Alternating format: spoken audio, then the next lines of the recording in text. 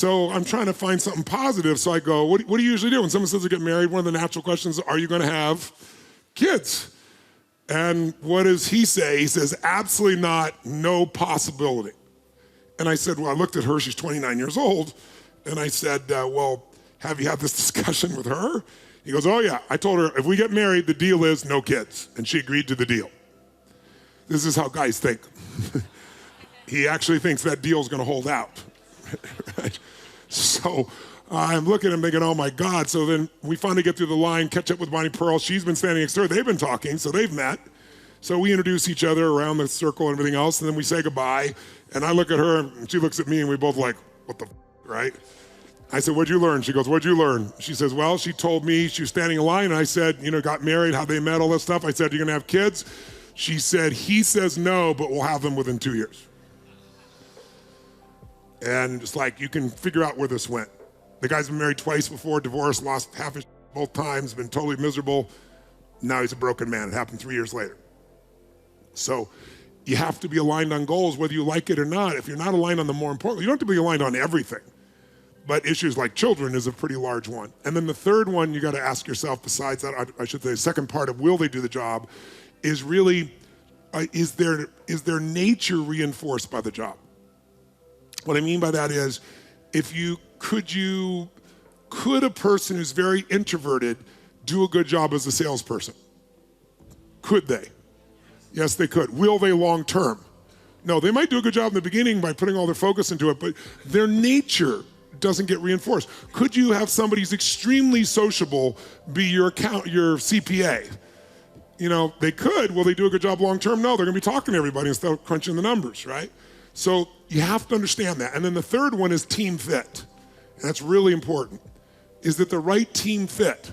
And that, God, I wish I would have known this 30 years ago, but I figured it out the hard way, so I can save all of you enormous amount of pain and money, because figuring this one out only cost me $42 million, right? Called a divorce, right? I met this woman when she was broke and living without her children in hotels. Her kids were with 2 different husbands. And then I married her and adopted all our kids and brought them together, but I didn't understand team fit. And here's what team fit is. 6 needs. Your top 2 needs are what drive you, right? The top 2 needs are what drive your partner. If your top 2 needs are their bottom 2 needs, this is not sustainable. It's sustainable, you can stay in any relationship, but it's not gonna be sustained. It's gonna take unbelievable work and you're not gonna remain happy. So for example, what would you guess would be my top need structure? What would you guess? Love, there's no question, love, and contribution. Used to be contribution first, then love, because contributing was my safe way of being loved. I'm not asking for it. And if I give, then if you don't love me, you're well. It's easy in your head. But eventually I grew, and so I'm not contributing now to get love, I love contributing. So I just love, and I contribute as well, and I enjoy it, and I certainly enjoy all the love that comes back to me, but love is number 1 for me. Contribution number 2, my former spouse's number 1 was significance, and number 2 was certainty.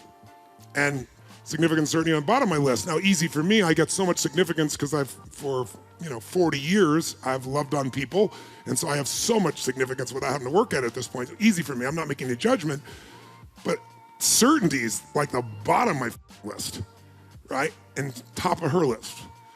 So it didn't matter what we did. We're both good people. We're not gonna be alignment at the most fundamental level. How many follow this? And in business, if you have like somebody who will do the job long term, but they're not the right team fit.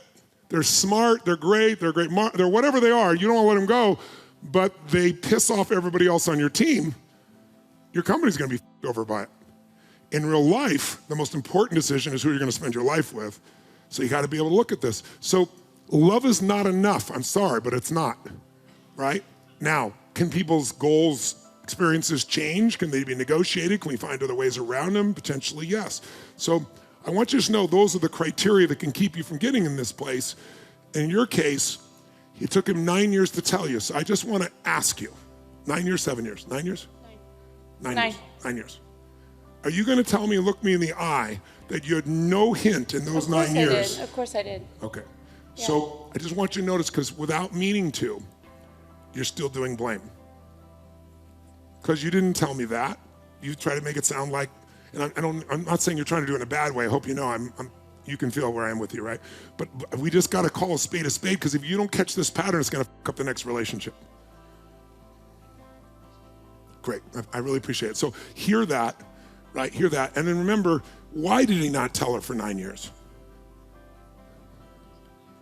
No, you tell me. Why didn't he tell you for 9 years? Yeah, that's what, for me, I think that he has a fear of repeating a pattern. He was abandoned when he was 3 years old, so he's scared to be a dad. He's scared, for the responsibility. But when we first got married, he really wanted to have kids, and at first I didn't. And so it shifted over time. And Interesting. And so... what made you not want to have kids then, and what made you want to have them now? In the beginning, it was because I was really focused on helping people, growing my business, wanting to contribute at a high level. So the time thing and I felt like that was something that I really wanted to pursue at first, and then later that could change. But I was open to having kids. I just didn't want to have them right away. And why did he change his point of view from wanting to have them to not wanting to have them? Yeah, so that's where the communication really breaks down. So he's really, told me that he still wants to have them. It's an infertility issue, so there's a lot that he needs to do that he just continues to put off. And I didn't even bring up the subject for 2 years because I thought I want to support him. I just want to be unconditionally loving and just back off. And then I wish I knew. He doesn't.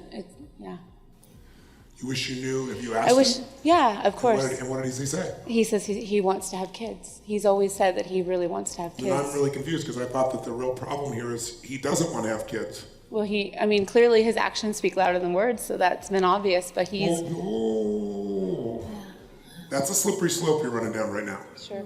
How many have taken actions that are not reflective of your desires? They're reflective of momentum. They're reflective of the state you're in. They're reflective of responsibilities. How many have done this before?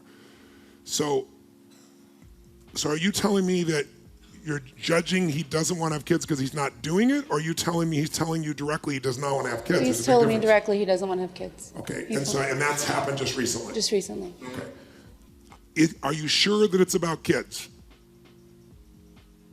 Yeah, I am. What makes you sure? Because I think like I said, I feel like he knows. I think that my intuition tells me that he thinks that he would change his mind, that eventually he would feel comfortable with it, that it just kind of, over time, that he would get more comfortable with it. Yes. And I think that he's just finally decided that ultimately, I think he's just really comfortable with his life, where he is, responsibilities.